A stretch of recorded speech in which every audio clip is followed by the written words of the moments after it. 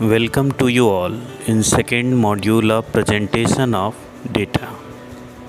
In previous module we have already covered about the components of the table, textual presentation and tabular presentation of the data. In this module of the presentation of the data we will cover what are the features of a good table or what are the precautions we have to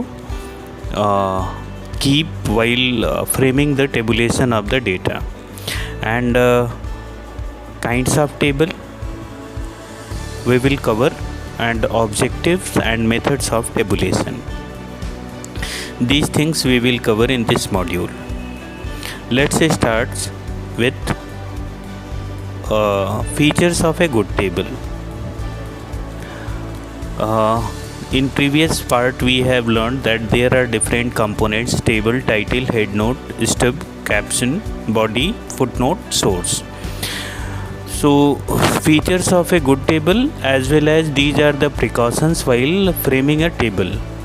तो features जो हैं good table के वो precautions भी हैं। जब भी हम टेबल बनाएंगे तो हम लोगों को इन प्रिकॉशंस को ध्यान में रखना होगा। सबसे पहला, जब एक से ज़्यादा टेबल हों तो आप टेबल नंबर देना ज़रूरी है, टेबल नंबर देना न भूलें।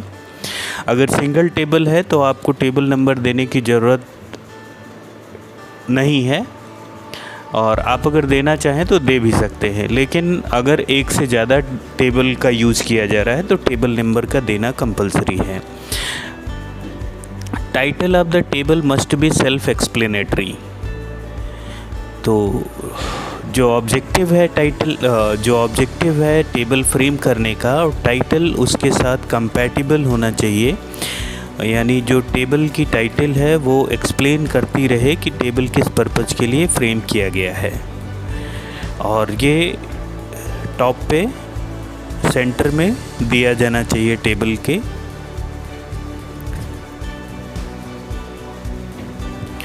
टेबल के साथ साथ, टाइटल के साथ साथ अगर हेड नोट की ज़रूरत पड़े तो हेड नोट देना भी कंपलसरी है। अगर टाइटल सेल्फ सफिशिएंट नहीं है एक्सप्लेन करने में टेबल को, तो हेड नोट प्रोवाइड करना चाहिए।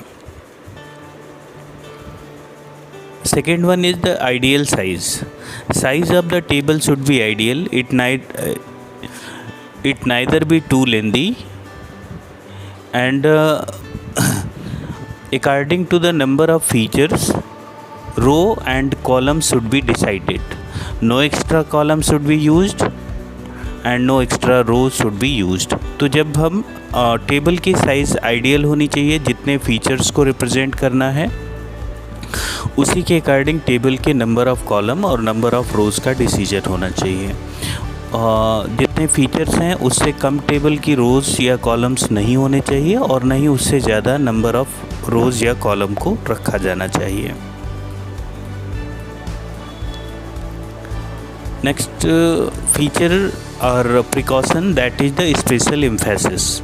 एक अच्छे टेबल की प्रॉपर्टीज़ ये होती है कि जहाँ स्पेशल एम्फेसिस देना है उन लेटर्स को बोल्ड लेटर्स में रिप्रेजेंट किया जाना चाहिए।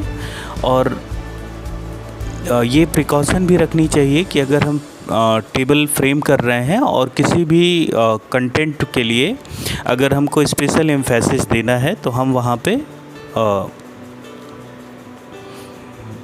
उन लेटर्स को बोल्ड लेटर में रिप्रेजेंट करें। Use of zero. Normally it is seen that while framing the table, if we do not have any information then we will put there zero. तो commonly ये देखा जाता है कि कोई भी पर्सन जब टेबल फ्रेम करता है, अगर उसको उस पर्टिकुलर इन्फॉर्मेशन के बारे में नहीं पता है तो वो वहाँ पे ज़ीरो पुट कर देता है, लेकिन ऐसा नहीं होना चाहिए। जब हम टेबल प्रिपेयर कर रहे हैं तो टेबल प्रिपेयर या टेबल फ्रेम करते समय ये देखा जाए कि अगर किसी चीज़ की वैल्यू काउंट करने में नील आ रही है तब तो वहाँ जीरो प्लाट करना चाहिए। अगर किसी चीज़ को काउंट करने में या उसका डेटा अवेलेबल नहीं है तो उसके प्लेस पे डैश की साइन या NA यूज़ किया जाना चाहिए। Not available, N.A, not available, not we have not to put zero there. तो डेटा के अनअवेलेबिलिटी के केस में वहाँ जीरो की बजाय डैश की साइन या NA लिखा जाना चाहिए। और जहाँ पे डेटा की अवेलेबिलिटी है और उसकी काउंटिंग 0 आ रही है, वहाँ पे 0 रखना चाहिए। Table must be simple. Table जब भी बनाएं वो सिंपल हो, आसानी से समझ में आ जाए और सेल्फ एक्सप्लेनेटरी होना चाहिए, जिसमें सारी चीज़ें खुद से क्लियर हो। Avoid abbreviations. Abbreviations short form होते हैं and commonly it is seen that most of the abbreviation is not known to common people। तो बहुत सारे ऐसे एब्रीविएशन जैसे शॉर्ट फॉर्म्स होते हैं जो कॉमनली लोगों को पता नहीं होते। जैसे मिर्ज़ापुर के लिए एब्रीविएशन MZP है, तो रॉबर्ट्सगंज के लिए RBTS है। तो ये शॉर्ट फॉर्म यूज़ करने की बजाय फुल फॉर्म यूज़ किया जाए, एब्रीविएशन को अवॉइड किया जाना चाहिए एक टेबल बनाते समय। Scientific arrangement. The data must be arrange in logical order, scientific manner. जो चीज़ें को कंपेयर करना है उन चीज़ों को लॉजिकल मैनर में रखा जाए। रिलेटेड डेटा को क्लोज रखा जाए और ज़्यादा डिस्टेंस पे उनके कॉलम नहीं होने चाहिए।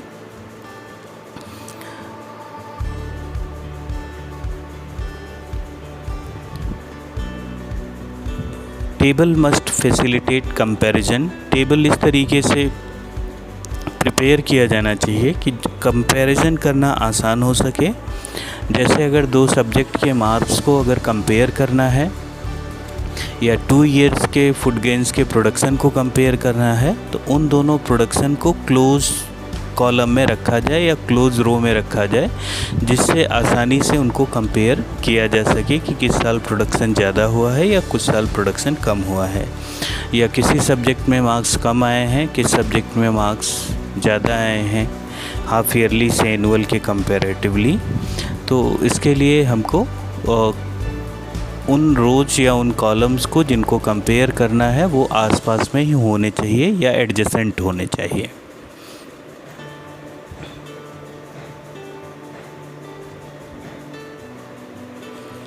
Objectives of tabulation.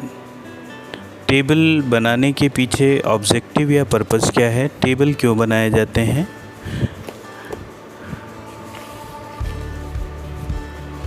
It simplifies the complex data. Table बनाने से कॉम्प्लेक्स डेटा सिंपल फॉर्म में प्रेजेंट हो जाता है। Tabulation is a scientific process which arrange the data in orderly manner। तो टेबुलेशन एक साइंटिफिक प्रोसेस है जिसमें डेटा को हम ऑर्गेनाइज्ड मैनर में प्रेजेंट करते हैं, जिसके कारण जो डेटा होता है वो कॉम्प्लेक्स डेटा भी सिंपल फॉर्म में रिप्रेजेंट किया जाता है। It facilitates comparison of data. दूसरा ऑब्जेक्टिव टेबुलेशन का ये है कि जब भी डेटा को हम टेबुलर फॉर्म में प्रेजेंट करते हैं, रो या कॉलम के फॉर्म में, और रो और कॉलम को क्लोज रखते हैं, तो हम आसानी से year wise, subject wise, person wise data को कंपेयर कर सकते हैं। It also facilitates statistical analysis. Tabulation statistical analysis यानी मीन, मीडियन, मोड, इनको फाइंड आउट करने में मदद करता है। जैसे हम डेटा को individual series, discrete series, continuous series में जब हम कन्वर्ट करके टेबल के फॉर्म में प्रेजेंट करते हैं, उसके बाद उनका मीन, मीडियन, मोड निकालना आसान हो जाता है। तो स्टैटिस्टिकल एनालिसिस करने में भी टेबुलेशन मदद करता है। तो सिंपल बनाने के लिए डेटा को, कंपैरिजन करने के लिए और स्टैटिस्टिकल एनालिसिस करने के लिए टेबुलेशन की ज़रूरत होती है। अब आते हैं मेथड्स ऑफ टेबुलेशन पे। टेबुलेशन के कौन कौन से मेथड्स हैं। In previous chapter we have already learned about the methods of classification.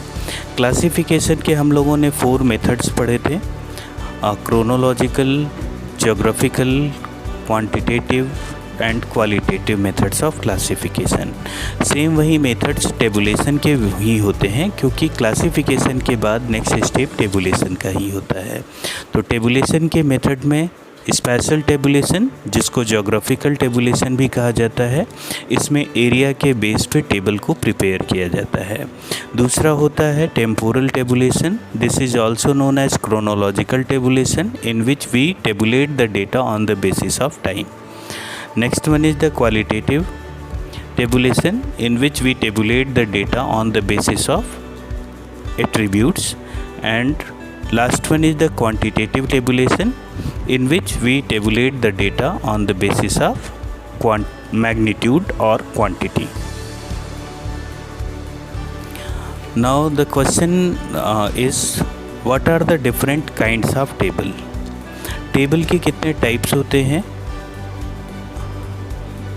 Types of table को अलग अलग बेस पे डिसाइड किया जाता है, डिवाइड किया जाता है according to purpose, according to originality, according to construction. According to purpose table are divided into two parts, general purpose table and specific purpose table.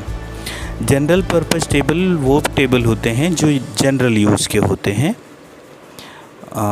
जिसमें नॉर्मल डेटा बैंक होता है जिसको कोई भी पर्सन एनालिसिस कर सकता है।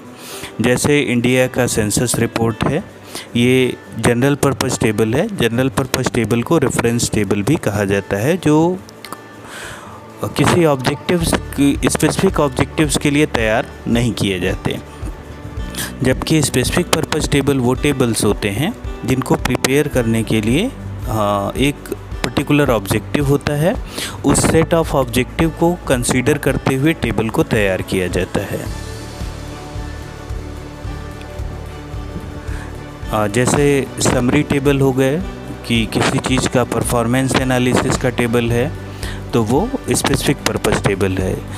जैसे मेरिट लिस्ट प्रिपेयर करनी है, कट ऑफ लिस्ट डिसाइड करनी है, तो ये सब स्पेसिफिक पर्पस टेबल होते हैं जिसमें पर्टिकुलर ऑब्जेक्टिव को अचीव करना ही ऑब्जेक्टिव होता है ऐसे पर्पस का।